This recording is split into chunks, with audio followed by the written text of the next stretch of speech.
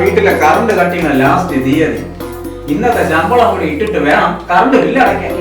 നമ്മുടെ വൈദ്യുത വകുപ്പ് ആയതുകൊണ്ട് പറയാനല്ല, സമയത്തിന് പണം അടച്ചില്ലെങ്കിൽ ഗ്യാസും ആവും വഴക്കും ആവും. അവസാനം ഇരുട്ടത്തിരുന്ന് ചോറ് തിന്നേണ്ടി വരും. അതുകൊണ്ട് കൊണ്ട് പൈസ അടയ്ക്കണം. കറണ്ട് ബില്ല് അടയ്ക്കാത്തതിന് ഗ്യാസ് പുതിയ നിയമമല്ല വന്നാണ്. ഇത് അതൊന്നുമില്ലടെ. കോഴിക്കോടുള്ള ഒരു വീട്ടിൽ സമയത്തിന് പണം അടച്ചില്ലെന്നും പറഞ്ഞുകൊണ്ട് KSEB ജീവനക്കാരന്മാർ പോയി ഫ്യൂസ് ഊരി. അവസാനം അവര് പണം അടച്ചു. 3 ദിവസമായിട്ടും ഈ ഊരിയ ഫീസ് ഇവർക്ക് ഇട്ടുകൊടുത്തില്ല. അതിന്റെ പേരിൽ ആ വീട്ടിലുള്ള 2 ഫയലുകൾ KSEB ഓഫീസിൽ പോയി പ്രശ്നം ഉണ്ടാക്കി, അടിയായി, വഴക്കായി. പിന്നെ കേസൊക്കെ എടുത്തു. ഗ്യാസ് ആരുടെ പേരിലെടുത്തമ്മ? KSEB ജീവനക്കാരുടെ പേരിലെടുത്താ? എന്നത്തെ പോലെ തന്നെ ജനങ്ങളുടെ പേരിൽ, ആ വീട്ടുകാരുടെ പേരിൽ കേസ് എടുത്ത്. ഏതെങ്കിലും ഒരു സർക്കാർ ഉദ്യോഗസ്ഥന്റെ പേരിൽ കേസ് എടുക്കുന്ന ചരിത്രം നമ്മൾ കേട്ടിട്ടുണ്ടോ? കൃത്യനിർവഹണം തടസ്സപ്പെടുത്തി എന്നുള്ള പേരിൽ അവരുടെ പേരിൽ കേസ് എടുത്തു. എന്നാലും ഒരാളെ പിടിച്ച് ചുമ്മാ അകത്തിടുവാണ്. അണ്ണാ, KSEB ജീവനക്കാരോട് ഈ വീട്ടിലെ ആൾക്കാർ എന്തെങ്കിലും കരിപ്പടും മറ്റും കാണിച്ചാണെന്ന്. ആ ഫയലുകൾ, ആ വീട്ടിലെ ഫയലുകൾ KSEB ജീവനക്കാരെ എടുത്ത് അടിച്ചെന്നൊക്കെയാണ് പറയണത്. പക്ഷെ ഇപ്പൊ അതൊന്നും അവരുടെ വിഷയം. പണം അടച്ചിട്ട് ഈ നിമിഷം വരെ ഊരിയ ഫീസ് അവർക്ക് ഇട്ടുകൊടുത്തിട്ടില്ല. ആ വീട്ടിലെ ഫയലുകളെ പ്രായമായ അച്ഛനും അമ്മയൊക്കെയാണ് ആ വീട്ടിലുള്ളത്.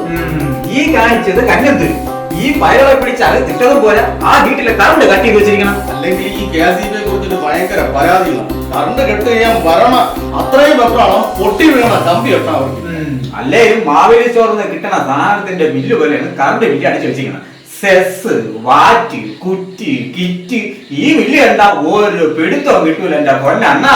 ഇനി പായസത്തിനുള്ള സേമിയത്തിന്റെയും കിസ്മിസിന്റെയും പേരിൽ ബില്ലടിച്ചു തന്ന അതും നമ്മൾ അടയ്ക്കണം. അല്ല അണ്ണാ, ആ വീട്ടിലെ കറണ്ട് ബില്ല് അടച്ചിട്ടും ആ വീട്ടിൽ ഊരിയ ഫീസ് ഇതുവരെ കൊണ്ടുവരുന്നത് ആരുടെ വാശിയാണ്? ഇപ്പോഴത്തെ KSEB ചെയർമാൻ പറഞ്ഞിട്ടാണ് ഊരിയ ഫീസ് ഇട്ടുകൊടുക്കാത്ത എന്നാണ് ജീവനക്കാർ പറയുന്നത്. ചെയർമാനായാലും ഏത് വയർമാനായാലും പ്രായമായ 2 ആൾക്കാരുള്ള വീടല്ലേ അണ്ണാ? ഈ പറഞ്ഞ ചെയർമാൻ KSRTCയെ നന്നാക്കി കുളമാക്കിയിട്ടാണ് ഇപ്പോ KSEBയെ നന്നാക്കാൻ വേണ്ടി ഇറങ്ങി.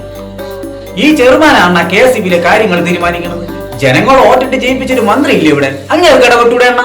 ഇപ്പോഴത്തെ മന്ത്രിമാരുടെ കഥയൊന്നും പറയണ്ട. ഇപ്പോഴത്തെ മന്ത്രിമാര് ഇപ്പൊ പെടുക്കണോ പിന്നെ പെടുക്കണോ എന്ന് തീരുമാനിക്കുന്നത് പോലും ഇവിടുത്തെ തൊഴിലാളി സംഘടനകളാണ്. പിന്നെ എന്നത്തെയും പോലെ തന്നെ നമ്മുടെ വൈദ്യുത വകുപ്പ് മന്ത്രി കൃഷ്ണൻകുട്ടി സാറ് ഈ ഗ്യാസിൽ ജീവനക്കാരുടെ വശത്തു നിന്ന് നൈസായിട്ടാണ്. അപ്പം ഇനിയുള്ള ദിവസം മുഴുവനും ആ അച്ഛനും അമ്മയും ഇരുട്ടത്തേക്ക് ഇരിക്കേണ്ടി വരും അല്ലേ അണ്ണാ? അങ്ങനെയൊന്നും വരില്ലടേ.